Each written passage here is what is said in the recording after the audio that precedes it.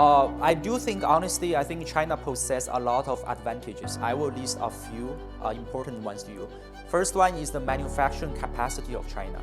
China, with its awesome manufacturing capacity, is able to turn those basic scientific discovery, the basic tech advance, into the real-world applications in a very massive scale, commercialized, very cheap price. Everyone could access it.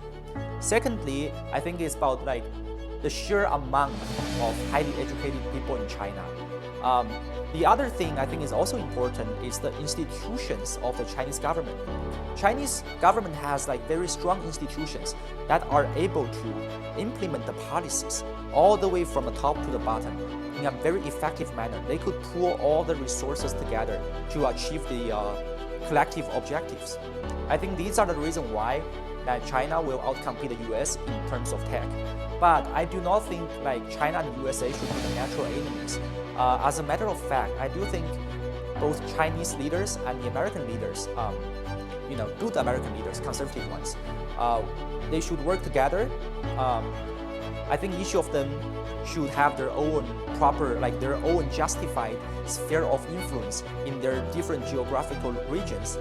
While in other places, like the virtual place or in technology and the outer space, we could definitely work together. Well, if that argument stands, I think Trump should first blame people from the Wall Street and maybe Ronald Reagan, those so-called neoliberal people.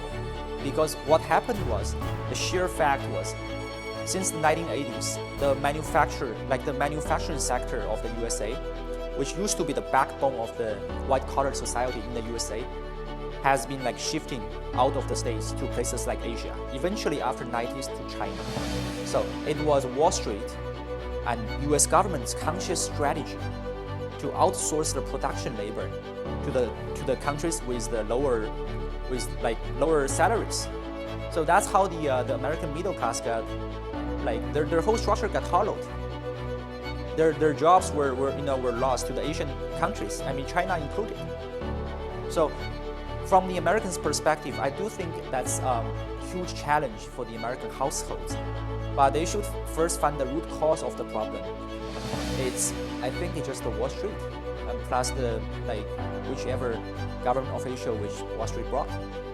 I think this is a very tricky question because if you look throughout the history, there's like a lot of like strifes between the Chinese regime and the regime of the Russia.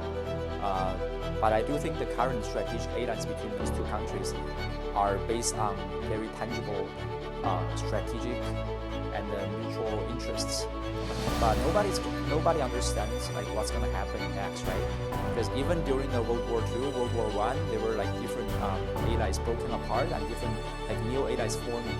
So I think it's hard to predict what's going to happen next. But I think the current leadership of China and Russia has great and mutual understanding with each other. That is a good sign. We also welcome the USA to join us as well. Think about this. If those three powers could work together, nothing is impossible. If those three powers, three big powers, three great powers with strongman leaders like Vladimir Putin, like China's leaders, President Xi, like America's Donald J. Trump, I think the world will be a better place.